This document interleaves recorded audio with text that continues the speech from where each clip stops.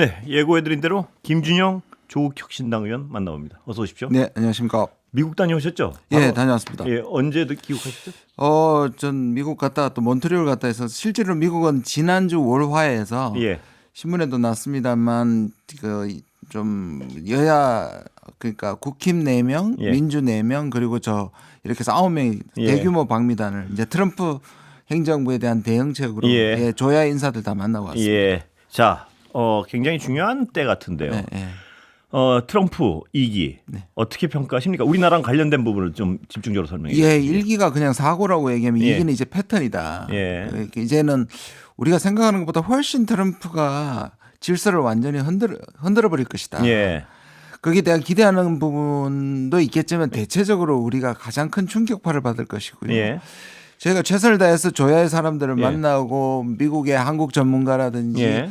의원들 뭐 공화당 민주당 다 만났지만 예. 문제는 예, 트럼프가 기용하는 사람들이나 트럼프가 지금 진용을 갖추는 사람들 이 사람들이 아니라는 거예요. 예, 심지어 와싱턴을 권력의 중심에서 빼서 예. 지금 보시면 플로리다에서 앉아서 다 하고 있잖아요. 예, 그러니까 텍사스나 플로리다를 권력의 중심으로까지 지금 만들어볼 성공 여부와 관계없이 트럼프는 하게 한다는 거예요. 예. 근데 여기에 대해서 우리가 전혀 준비가 안 되고 우리가 굉장히 취약하다는 게 가장 걱정입니다. 취약하다는 건 특히 어떤 부분을 말씀하시나요? 왜냐하면 지금 뭐 경제적으로 예. 보편적 관세를 내렸을 때 가장 우리를 타겟으로 할 예. 것이고요. 분담금 올리는 것도 마찬가지고요. 예. 그다음에 IRA에 우리 보조금 받기로 있는 투자 문제고 예. 모든 것이 지금 한국에 다 걸려 있습니다. 예. 그렇다면 저쪽에 어떤 우리의 입장을 설명하고 할 네트워크가 굉장히 중요할 때 같은데 지금 현 정부는 어떻습니까? 좀 뭐 골프를 연습한다는 예. 거 외에는 실질적인 제가 아는 한에서는 네트워크가 없는 걸로 알고 있고요. 이거는 우리 뭐 입장은 전혀 반영이 안 되는 상황이겠네요. 상황이고요. 지금 지명된 사람들은 이미 늦었죠. 왜냐하면 이 사람들은 지금 인준을 받아야 되기 때문에 외국 정부와 접촉하는 것을 극도로 꺼리기 때문에 예. 만날 수도 없고요. 예. 예. 자, 기업들 난리죠, 지금. 네, 지금 기업들 난립니다. 어떤 부분이 가장 큰 걱정인가요? 아까 잠깐 설명하셨죠. 예, 왜냐하면 지금 우리가 지난 30년 동안 소위 말하는 자유무역 질서를 트럼프는 흔들고 있습니다. 예. 그러니까 보편 관세란 뭐냐면 우리가 지금 FTA잖아요. 예. 그다음에 멕시코하고 캐나다 다 FTA입니다. 예. WTO도 기본적으로 이제 관세를 안 받는 것인데 예. 10%에서 20% 보편 관세를 만드는 것은 자유무역 질서를 미국의 이익을 위해서 지금 흔든다는 뜻이에요. 예. 근데 그런데다가 우리가 대미 무역 흑자가 거의 500억 불입니다. 예. 8위 정도 되는데 거기에는 지금 캐나다, 멕시코, 뭐 중국 물론 예. 있고요. 우리가 포함되어 있고 일본도 포함되어 있습니다. 그러니까 트럼프의 생각은 뭐냐면 예. 안보는 전부 다 미국한테 무임승차하면서 예. 미국 시장을 거의 다 예. 자기 이익을 위해서 이용한다고 보기 때문에 예. 동맹국이든 우방국이든 상관없이 예. 지금 바로 관세를 매기겠다는 것이거든요. 예. 그러니까 우리가 지금 당장에 그 관세를 10% 제가 보기에는 한국은 거의 20% 수준을 매길 예. 수도 있는데 그렇게 되면 지금 수출이 당장 한 400억 불이 그냥 감소할 수 있어요. 예. 거기에다가 지금 환율 문제라든지 분담금 문제라든지 뭐 거기에다가 지금 북한 문제도 우리하고는 지금 예. 완전히 방향을 다르게 가져가고 있기 때문에 저는 이 정부가 지금 뭔가 굉장히 낙관하고 있고 이걸 그냥 아니하다는 생각밖에 안 듭니다. 제가 느낀 거는 예. 엄청난 파도가 일기에 겪어본 트럼프보다 훨씬 더 심각하다고 저는 봅니다. 자, 그러면 외교부를 보실 거 아닙니까? 네네. 국회에서 대응을 어떻게 해야 되는데 어떻게 하고 있습니까? 아니면 대응이 있습니까? 있기는 어떻습니까? 지금 한미 동맹이 예. 이제 우리가 지금 만난 공화당이나 민주당 예. 의원들도 그렇게 얘기하죠. 한국은 심지어 동맹 중에서도 우방국 중에서도 슈퍼 동맹국이다. 예. 그게 립 서비스죠. 예. 근데 그 패턴을 트럼프는 완전히 벗어나고 있는 것이고 예. 지금 윤석열 정부는 바이든 정부와 거의 조율돼 있었지 않습니까? 예. 한미일도 그렇고 예. 전적으로 의존하다가 지금 바뀐 거란 말이에요. 예. 바이든 정부의 정책에 거의 맹목적으로 맞춰왔죠. 맞춰왔죠. 우리가? 예. 다른 외교 옵션이 거의 없었단 예. 말이에요. 그리고 미국하고 일본한테 올인했단 말이에요. 예. 예를 들어서 지금은 미국이 관세를 매길 때 예. 비슷한 처지에 있는 가장 뭐 멕시코라든지 캐나다라든지 특히 EU 같은 국가들하고 예. 외교를 전혀 예를 들어서 그런 공격을 하게 되면 좀 연대를 해서 미국 트럼프의 공세에 대항해야 될 거 예. 아닙니까? 근데 지금 속수무책으로 우리는 그런 외교적 옵션이 이 정부는 하나도 없습니다. 왜냐? 일본하고 미국하게 올인해서요. 근데 이 두 정부가 다 바뀌었습니다. 예. 자, 지금 정상적이면 무엇을 해야 되는데 무엇이 안 되고 있습니까? 사실은 외교는 다변화하고 예. 옵션이 많을수록 좋지 않습니까? 근데 그 옵션을 사실상 다 줄여왔기 때문에 사실상 지금 백약이 무효가 아니라 아예 백약이 아니라 처방이 저는 거의 보이지 않거든요. 약이 없군요. 백약이 무효가 아니고. 그리고 지금 그게 무슨 문제인지를 좀 이해를 예. 못 하고 있습니다. 그러니까 지금 이 제가 만난 그 현지 기업들은 예. 지금 완전히 발등에 불이 떨어져 있거든요. 예. 근데 그것조차도 지금 대책을 할 수가 없거든요. 예. 그러니까 지금 기업들이 가장 겁을 내고 있는 건 아까 잠깐 설명하셨지만 다시 한번 예. 예를 들면 이렇습니다. 지금 우리가 여기서 미국에 수출하고 지금 사실 현대 기아차 예를 들자면 예. 미국의 호조입니다. 아까 예. 500억 불 중에 상당 부분이 전기차가 우리가 지금 하고 있는데 예. 그럼 전기차 미국에 들어오지 않는 한국에서 건너가는 것에 20%를 붙이면 어떤 현상이 일어나냐면 보통 차 한 대를 팔면 2.5% 차값에 예. 2.5% 정도 이익이 남는다고 얘기합니다. 예. 그런데 거기에다가 10%나 20% 붙이면 어떻게 되겠습니까? 적자나는 거거든요. 예. 그다음에 지금 멕시코에도 20%를 한다는데 멕시코에 우리나라가 지금 투자를 해서 예. 우회로 미국으로 수출하고 있습니다. 예.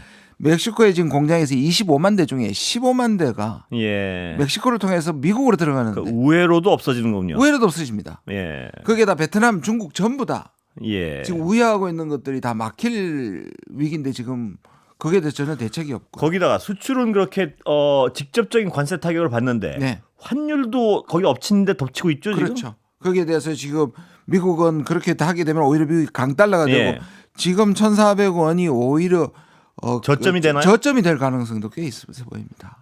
예, 1,400원도 지금 높은 거 아닙니까? 그렇죠. 지금 우리 경제에 굉장히 부담을 주고 부담을 있는데. 주고 있죠. 지금 우리 구조는 그 환율을 통해서 환율이 약해지는 거에서 과거와 같이 무역의 흑자를 보는 구조가 아니라 예. 우리는 오히려 그 수입 물가라든지 원료라든지 원자재 물가가 올라서 우리에게 훨씬 더 그러니까 한쪽에서는 관세고요. 예. 한쪽에는 원자재가 올라서 사실 양쪽에서 충격파를 받게 되어 있습니다. 예. 지금이라도 뭘 해야 되는데 또 안 하고 있습니까? 그렇다면 지금이라도 뭐 꿈쩍은 해야 될 거 아닙니까? 저는 제일 좋은 방법이 사실 미국이 저렇게 나왔을 때 예. 모든 경제학자들이나 이런 사람들 성공하기 힘들다. 왜냐하면 관세를 그렇게 매기게 되면 미국 역시 수입가가 비싸게 되니까 예. 미국의 인플레이션도 문제가 예. 될 텐데 문제는 뭐냐면 미국 그거를 하겠다는 거거든요. 예. 역설적으로 트럼프는 예. 미국 대통령 중에 공약 실천율이 1위입니다. 예. 문제는 해서는 안 되는 공약을 해서 우리한테 문제가 되는 것인데 공약을 또 실천을 하니까요. 합니다. 예. 적어도 초기에는 그리고 예. 특히 많은 민주당이 이렇게 얘기합니다. 민주당 분명히 실패해서 중간 선거 때 2년 후에는 예. 민주당이 다시 상하원을 장악하게 될 거라고 얘기하는데 문제는 이 2년 동안에 예. 가장 취약한 국가 중에 하나니까 예. 우리가 충격파를 다 흡수한 다음에 그게 바뀌어도 문제가 우리한테는 여전히 문제가 남는 예. 거거든요. 예. 저는 굉장히 위기감을 느끼고 있습니다. 예. 지금 마땅한 어떤 그 해결책이 없는 상태로 지금 몰려가고 있군요. 우리가. 지금 말씀드린 것처럼 미국의 네트워크를 지금 만들어서 예. 고위층하고 좀 연결시키는 게 이미 늦었고요. 아까 같이 아까 예. 의원님 말씀하신 일방 외교의 어떤 후유증이 지금 쏟아지고 있는 상황이군요. 그렇죠. 예. 그래서 예. 아까 말씀드린 것처럼 비슷한 국가의 입장에 있는 국가들과 예. 연대를 해야 되고 예. 우리 예를 들어서 지금 중국이 문제가 됐을 때 우리의 경제가 사실 중국과의 관계가 거의 단절되다시피 해서 모든 충격파를 받았잖아요. 예.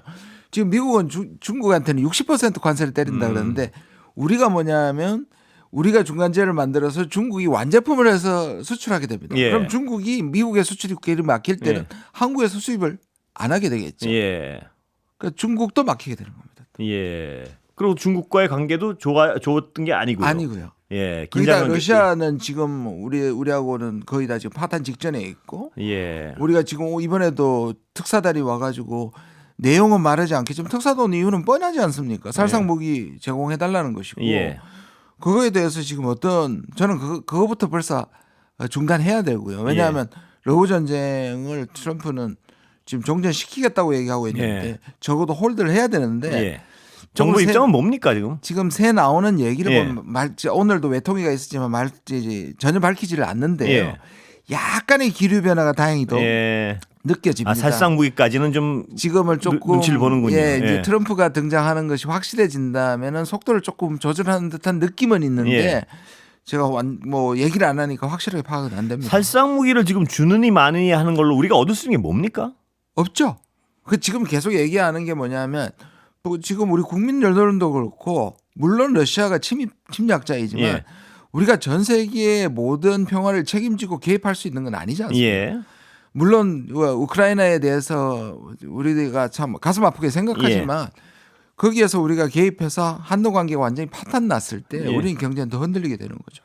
안보 상황도 그렇고요. 우리가 가치 외교를 할 어떤 외교적 덩치는 아니지 않습니까? 지금 가치 외교 자체가 사실은 문제인데 예. 그나마 그 가치 외교가 통했던 것은 바이든 예. 정부였기 때문이잖아요. 이제 예. 근데 바이든 정부가 끝났기 때문에 트럼프 정부는 철저하게 이익입니다. 예. 그리고 그 이익은 동맹국이든 우방국도 가리지 않고 오히려 동맹국과 우방국을 더 희생양 삼을 가능성이 훨씬 더 큰 상황입니다. 예. 자, 남북 관계 좀 들어가 보겠습니다. 남북 관계는 직접 대화.